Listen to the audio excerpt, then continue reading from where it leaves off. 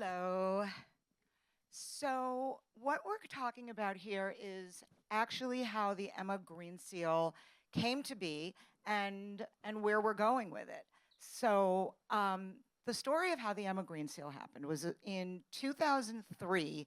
I was actually I was on a set, a sitcom set, and I was talking to the showrunners about storylines as we did, and bringing like canvas bags to make sure that any characters walking in had a canvas bag, making sure there was a recycling in the kitchen.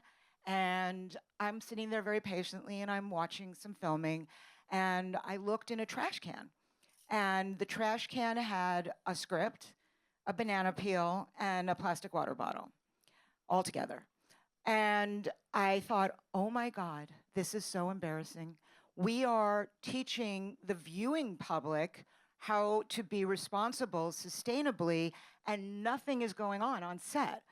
And I was very polite. I didn't say anything. I did my thing. I got in the car and I called Billy. Billy was our board chair for 80, 90 years. How long were you? Yeah. And I said, oh my God, Billy, this is terrible. We have to do something. We have to create like an Emma Green Seal. And because no one's really paying attention to the sound stages and the sets. And at that point, I didn't even realize that the studios didn't control all the sound stages. I thought, oh, we'll just go tell the heads of the studios and they'll fix everything. And then I found out that everybody is in their own business, and it's not like that. That's not how it works. So we ended up having a series of committee meetings. Of course, Ed was on that committee. There was probably about 15 of us, and we kicked around ideas, and our basic premise was 10 things that nobody will get mad at us about. And that was what we started with. And it was literally using recycled content paper and not messengering scripts 80 times a day with word changes to wherever. So anyway, I think this is, I will say, this could be the most proud thing that we've done in the last 25 years, because there was something that wasn't happening. We were all about content, and then all of a sudden, look where we are now, which is kind of what we're gonna be talking about. But Billy, you have been on the lot for nearly 3 decades. I'm right, aren't I? Oh, even more, yeah. Oh my God. I wrote 2, and then I wrote, no, it was 3. As part of the executive branch and as an independent producer. Before I called you about that set, what was being done on sound stages in terms of sustainability? On sound stages, not the lot. Oh, nothing. Nothing. It wasn't really a thought. The only thing that happened, and it's bizarre because it's probably even before Paul Witt recruited me for Emma, but we started a little steering committee with the help of Marissa O'Neill, who was kind of the chief of staff for Bob Daly and Terry Semmel. And her, one of her colleagues, Barbara DeBello, and I started this little committee, and we started dealing with the cafeteria.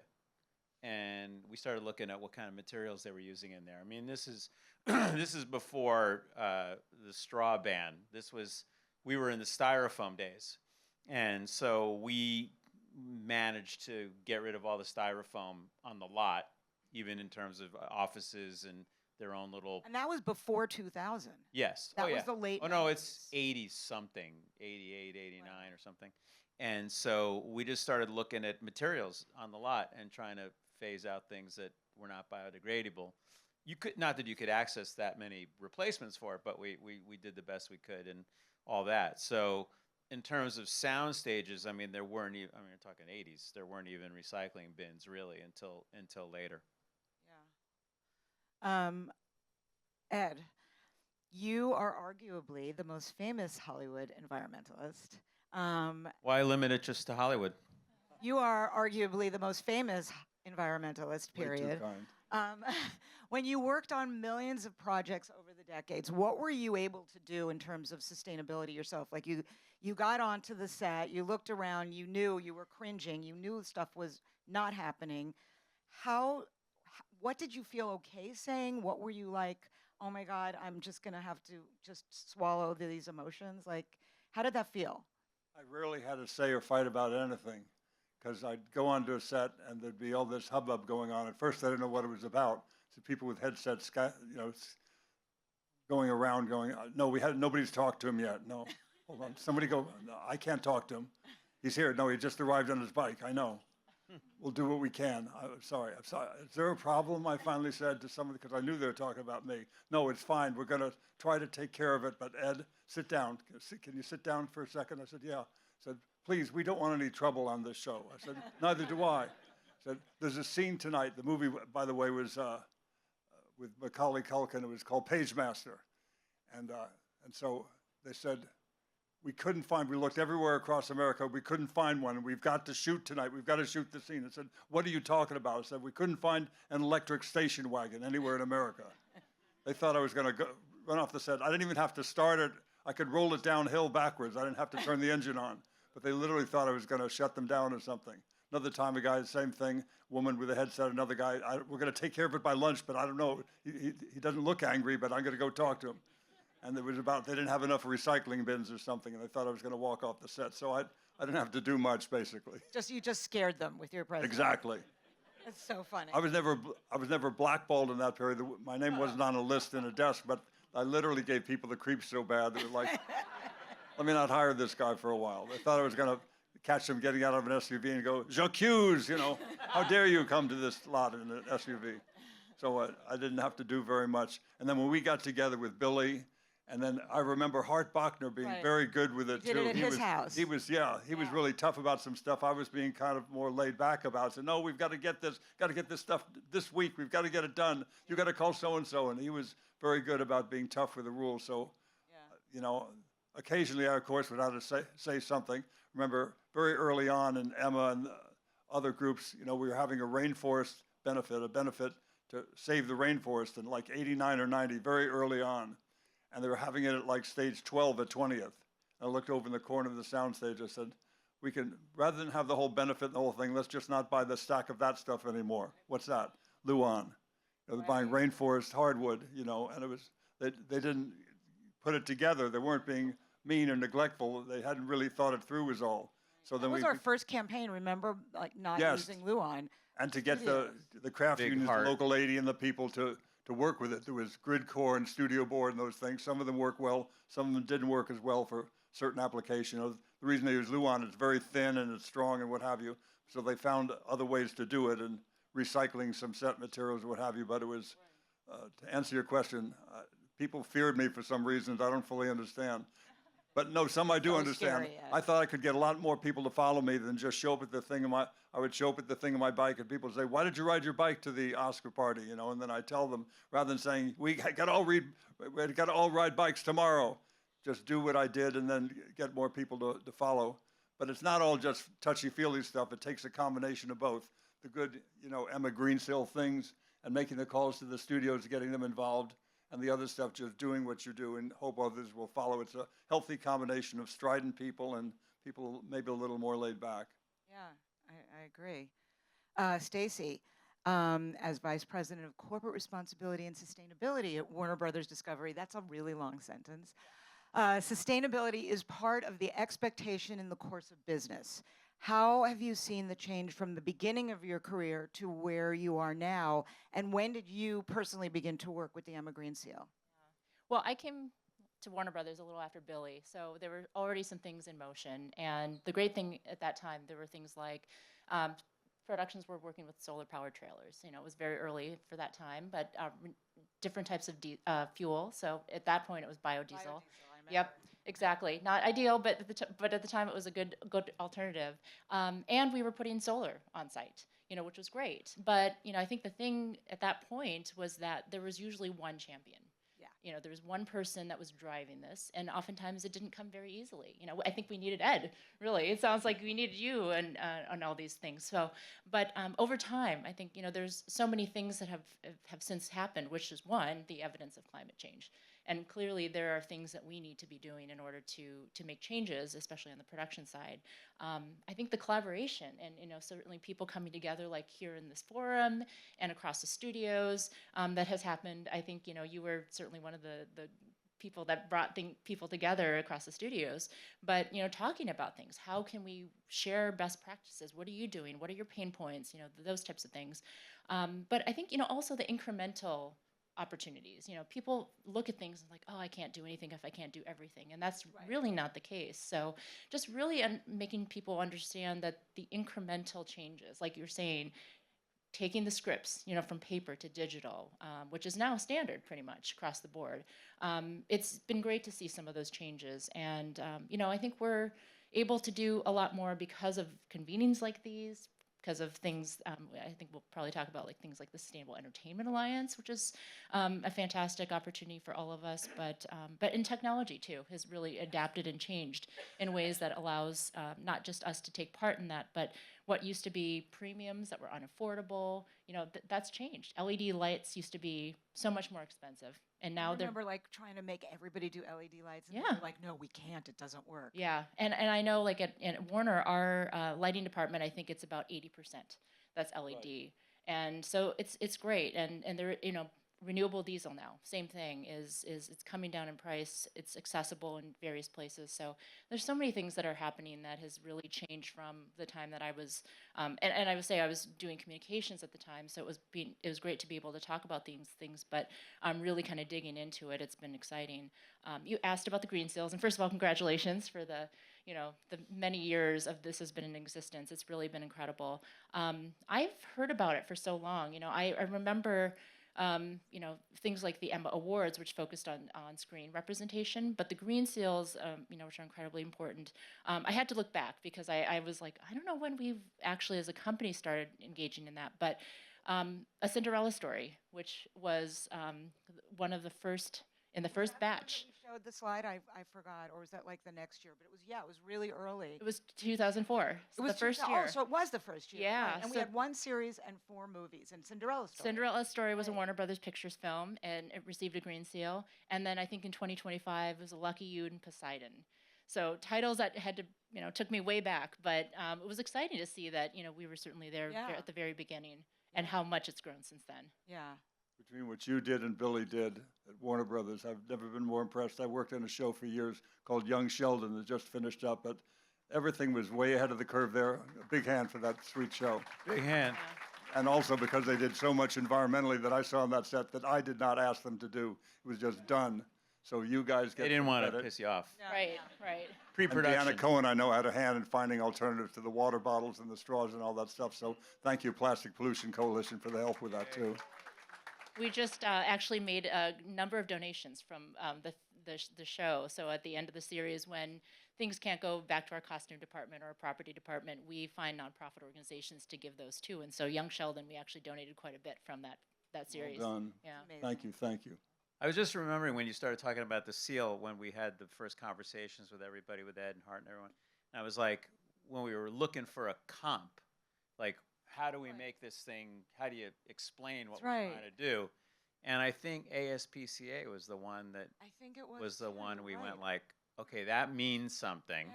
And people care about animals. And so if we Yeah. can find something that, you grok immediately, this Right. means certain And it isn't going to break the bank. We'll work with you and help you Yeah. find a way to do it cost Yeah. effectively. Right. That always I was forgot smart of us that's to what do we it that way. did. Yeah. Forgot it too. That's why I too. just racked my brains to try Yeah. to remember what it was, Yeah. and it was Because that we one. were in new territory. Yeah. We were just trying to figure it out. How do you explain this? How do you explain it, and how do you make it process and not criticizing? And so I think that, and we always sort of posture things like that, but sort of applauding, and that's why we have different levels of the Emma Green Seal. But it's really making people excited about being able to do more and more each time. And get it, product. and when we started announcing at the awards who received it, Yeah. Right. we wanted to make it more of a desirable thing, Friendly Yeah. sort of a competition. status, Yeah. accomplishment. Yeah. Yeah, definitely. And then I do remember we used to print them and frame them and send them to the studios. And the studios would call and say, well, we haven't gotten all of them yet. And like, we need a couple more for the wall. And Lisa, I mean, I literally remember, like, you were at Fox then, obviously you're at Disney now, but it was like very sort of fun competition with this whole thing, which actually leads me to the next question. We were one of the first people that we had everybody on our board. We had all the different people. The studios started getting heads of sustainability, and everyone was a little siloed, but everybody was kind of doing the same thing. But everybody was an Emma board member. So we had a meeting we had a big conference room in those days before COVID. We had a big conference room, and everybody came to the conference room, and it was like very magic. I mean, I'm seeing Lisa. And John, I think you were there too, wherever you are, John Rigo. But and everybody, all of a sudden, there was this amazing, powerful group who was able to share resources and blow this up in a way that wouldn't have happened if you guys weren't all collaborating. So there's been several different incarnations of this, but now your group is called the Sustainable Production Alliance. No, you're now renamed the Sustainable Entertainment Alliance. So Stacy, will you take it and explain what that is? Yes, and Sustainable Production Alliance rolls off my tongue as well. But yes, it's rebranded the Sustainable Entertainment Alliance, and so it's a group of individuals from studios, streamers, and other industry stakeholders. And it's really about the collaboration and the interest in creating a sustainable future. So both on the production side, but also we know that we have amazing power and opportunity on screen as well. And so thus the name change in part. But yeah, no, we've been working together for a number of years, and in partnership with the Producers Guild of America and their Green Committee, creating tools and resources for the industry at large, because we know that we need these things ourselves, but we also realize that there are so many others that can take part in this as well, so that don't have sustainability teams or groups within their companies. And so yeah, and the focus is certainly things like clean energy on set, looking at waste reduction and circularity on screen, as I mentioned, depictions, and then being the kind of conveners and being able to educate people in the industry. So it's been a wonderful opportunity to bring everyone together. Again, best practice sharing. There's power in collaboration. When you've got one company who's looking for hybrid or EVs in a certain city, that has a little bit of weight. But when you've got 6 companies that are together working in that same direction, it says a little bit differently. So, and I would be remiss in not acknowledging Sam Reed, who is our new executive director as of last fall. I think it shows in many ways how this group has formalized over the years and how much it's grown. And we're just hoping to continue to go down that pathway, because this Earth needs it. This is amazing. Like, I love that this industry sort of was up front with all of this out in front. Wasn't just studios either. I mean, we had Michelle Kidd. I mean, we had CAA. Yeah, we had CAA. Howard Bragman. It was not a problem to get representatives from all the other types of. Well, Michelle was really great with this, and she was also really great with the Prius. When we launched the Prius, we did all for the Academy Awards. Yeah. Yeah, so at CAA, and she helped us get people. And people know that story because it was a good one. That story, I think, is this afternoon. Okay. It's a great story. Yeah. Where are we now? I think that we sort of did this. Like, I think Billy, as a producer who was in the front lines of the Emma Green Seal, who did you task to be the on-set person to monitor sustainability at that time?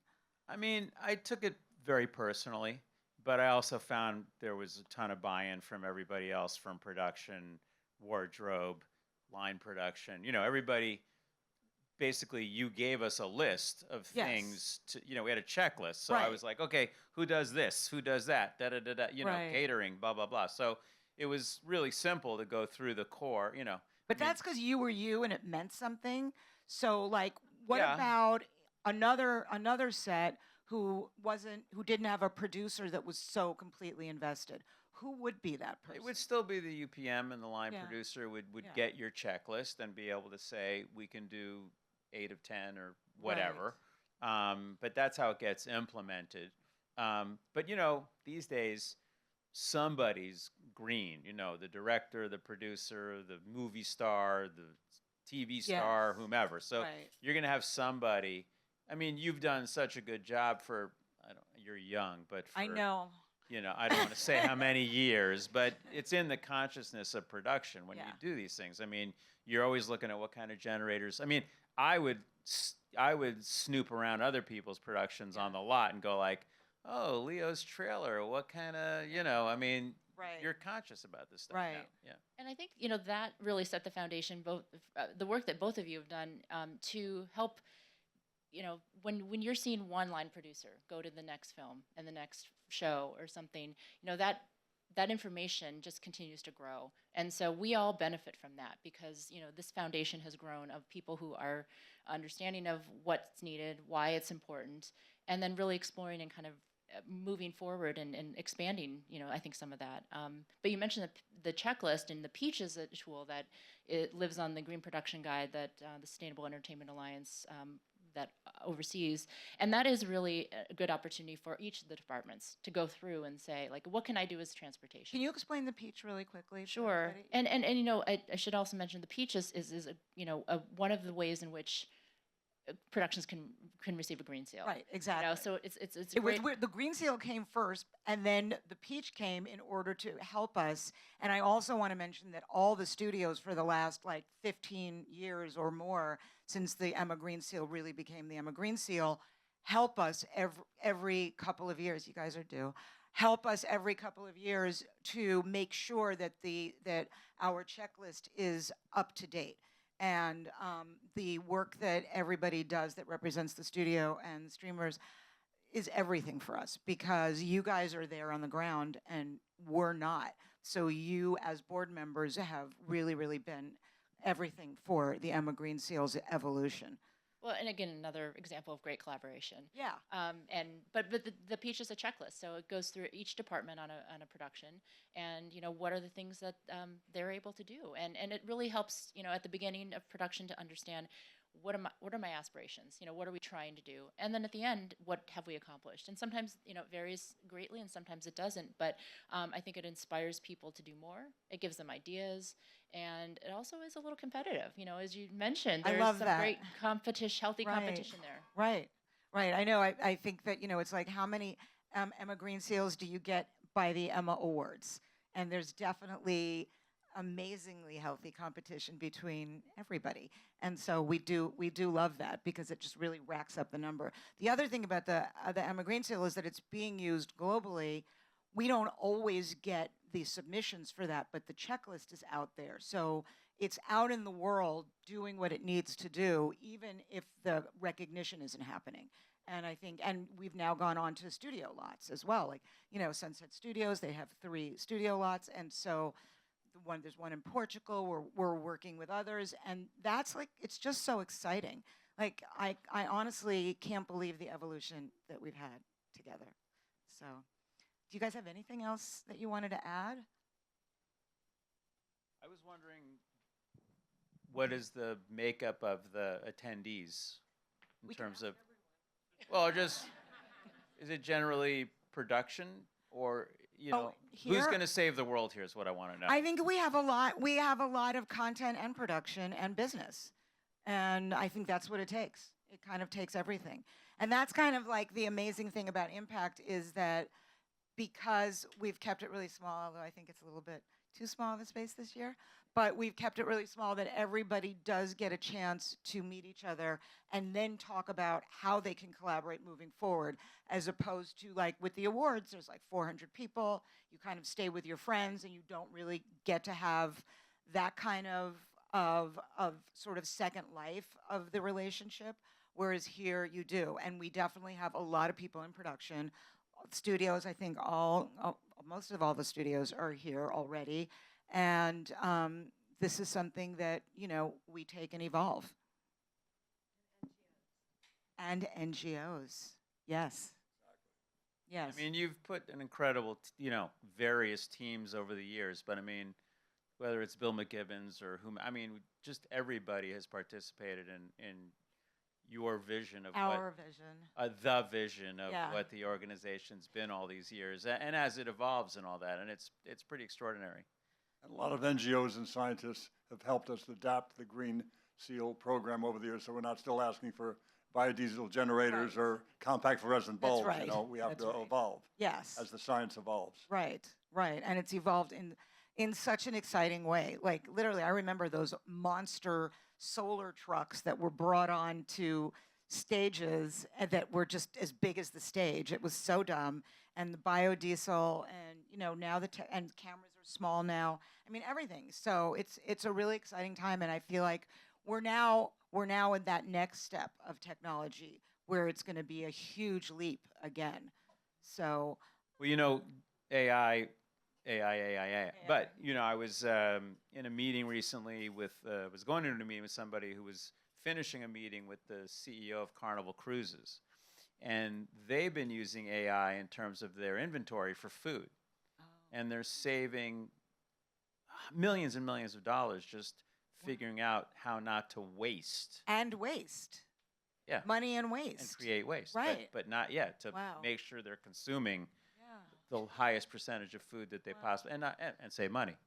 As long as the entertainers aren't AI, I think, on the cruise, right? Don't count on it. No.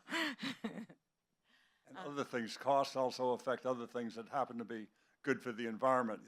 Used to be chemical film with all the chemistry involved with film and what have you. It has a wonderful look to it, but digital has its advantages, of course, not the least of which is you don't need 400-foot candles to get enough 4 on a lens. That's the way it was for me growing up. 400-foot candles, so the wardrobe department was working harder, keeping the sweaty, garments from showing.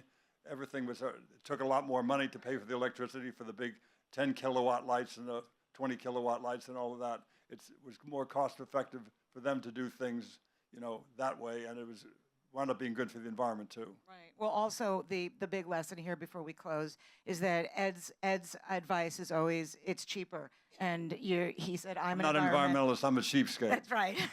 He said it better than I did. From green to gold. That's right. Thank you guys so much. Thank you.